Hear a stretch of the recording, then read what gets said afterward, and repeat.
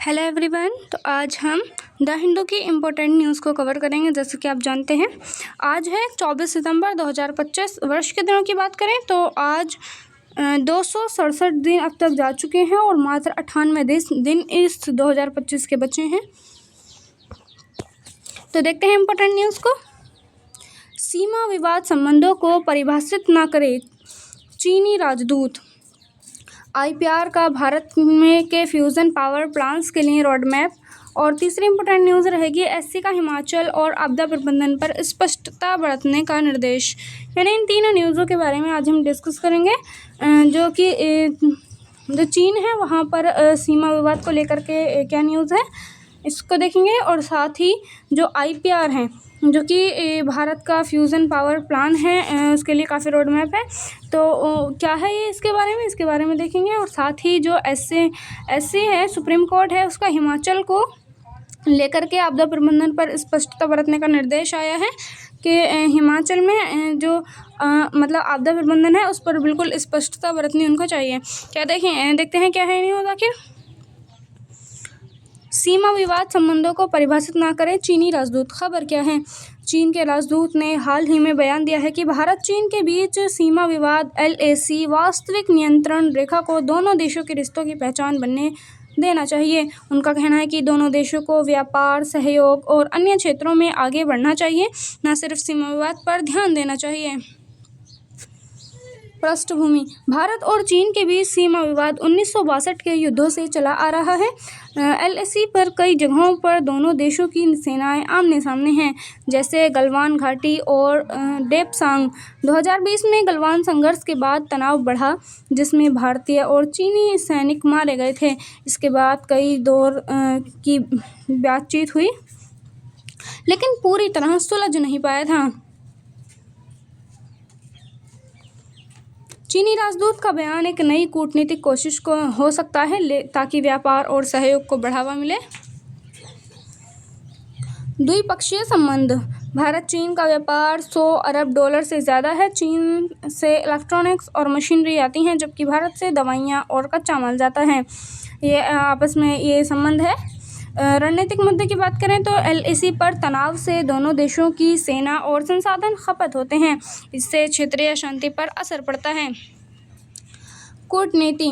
राजदूत का बयान भारत को यह संदेश दे रहा है कि वह सकारात्मक रुख अपनाए, लेकिन भारत अपनी सुरक्षा को प्राथमिकता देता है।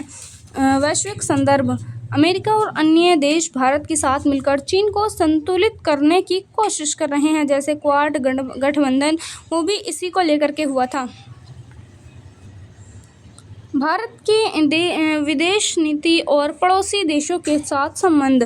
भारत की विदेश नीति पंचशील और पड़ोस पहले नीति पर आधारित है जो शांति सहयोग और स्वायत्त पर जोर देती है। पड़ोसी देशों चीन पाकिस्तान नेपाल आदि के साथ संबंध व्यापार सुरक्षा और जल बंटवारे जैसे मुद्दों से प्रभावित हैं। चीन के साथ एलएसी विवाद और पाकिस्तान के साथ आतंकवाद चुनौती हैं, जबकि भूटान और बांग्लादेश के साथ मजबूत दोस्ती है। क्या भारत चीन सीमा विवाद शांति के रास्ते में बाधा है। भारत चीन सीमा विवाद एलएसी पर तनाव शांति के रास्ते में बाधा है क्योंकि यह दोनों देशों के बीच विश्वास की कमी बढ़ाता है। गलवान संघर्ष 2020 और पूर्वी लद्दाख में सैन्य गतिरोध को तनाव और गहरा किया है जो क्षेत्रीय स्थिरता को प्रभावित करता है। हालांकि व्यापार $100 अरब से अधिक और वैश्विक मंचों पर सहयोग संभव है, लेकिन सीमा विवाद सैन्य वृद्धि और कूटनीति में रुकावट डालता है। निष्कर्ष। भारत चीन सीमा विवाद शांति के रास्ते में बड़ी बाधा है क्योंकि यह विश्वास की कमी और सैन्य तनाव को बढ़ाता है, जैसा कि गलवान संघर्ष 2020 में देखा गया। फिर भी $100 अरब से अधिक का व्यापार और वैश्विक सहयोग संभावनाएं दिखाते हैं। चीनी राजदूत का बयान सकारात्मक कदम हो सकता है, लेकिन एलएसी पर गतिरोध कूटनीति को प्रभावित करता है। देखते हैं अगली न्यूज़ के बारे में। आईपीआर का भारत के फ्यूज़न पावर प्लांट्स के लिए रोड मैप। परिचय। Institute for plasma research IPR Gandhinagar ने 24 सितंबर 2025 को भारत के फ्यूज़न पावर प्लांट्स के लिए एक रोड मैप प्रस्तुत किया है। यह रोड मैप भारत को नाभिकीय फ्यूजन ऊर्जा के माध्यम से स्वच्छ और असीमित ऊर्जा स्रोत की ओर ले जाने का लक्ष्य रखता है। आईपीआर के वैज्ञानिकों डैनियल राजू, आई बंदोपाध्याय के डी के अश्वल द्वारा तैयार यह योजना 2060 तक 5 गुना अधिक output input power ratio Q=5 हासिल करने पर केंद्रित है। यह भारत की नेट जीरो उत्सर्जन प्रतिबद्धता 2070 और COP30 लक्ष्यों से जुड़ी है। आईपीआर क्या होता है?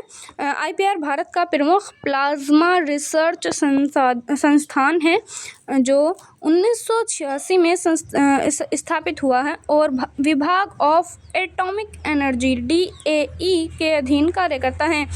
यह टोकामक SST-1 आदित्य जैसे एक्सपेरिमेंटल डिवाइसेस पर काम करता है जो फ्यूजन रिएक्शन के लिए मैग्नेटिक कन्फाइनमेंट टेक्नोलॉजी विकसित करता है। आईपीआर का योगदान ITER मतलब international thermonuclear experimental reactor project में भारत की भागीदारी, जहां फ्रांस में 35 देशों के साथ फ्यूजन रिसर्च हो रही है। भारत ने 2022 में ITER के लिए 1.3 बिलियन यूरो का योगदान दिया। फ्यूजन पावर क्या है? फ्यूजन पावर सूर्य की तरह हाइड्रोजन आइसोटॉप्स ड्यूटेरियम ट्रिटियम और फ्यूज करके हीलियम बनाना, जो भारी ऊर्जा 1 किलोग्राम फ्यूल से 10 मिलियन किलोग्राम कोयले जितनी उत्पन्न करता है। इसके क्या लाभ होंगे? कोई ग्रीन हाउस गैस, कोई nuclear waste, thorium reserves. Bharat के पास दुनिया का 25% का उपयोग। चुनौतियाँ क्या होंगी? उच्च तापमान 1 करोड़ डिग्री सेल्सियस पर प्लाज्मा कंट्रोल और मटेरियल स्ट्रेस। फिशन वर्तमान न्यूक्लियर से अलग फ्यूजन सुरक्षित और सस्टेनेबल है। ये हैं चुनौतियाँ, ठीक है। रोड मैप की मुख्य विशेषताएं। आईपीआर का रोड मैप 3 चरणों में विभाजित है जो एक्सपेरिमेंटल फ्यूजन में कमर्शियल पावर तक ले जाता है। इसमें पहला टर्म है शॉर्ट टर्म, जो कि 2025 से 35 तक है। इसमें मौजूदा इंफ्रास्ट्रक्चर SST-1 को अपग्रेड यानी डेमो मतलब कि डेमोन्स्ट्रेशन रिएक्टर का prototype development Q=1 break even हासिल करना। और जो इसका दूसरा शॉर्ट टर्म है यानी कि मीडियम टर्म, जो कि 2035 से 45 तक है, इसमें हाइब्रिड फ्यूजन फिशन रिएक्टर्स का पायलट टेस्टिंग, भारत के थोरियम रिजर्व का उपयोग इसके अंतर्गत होगा और इंटर से सीख लेकर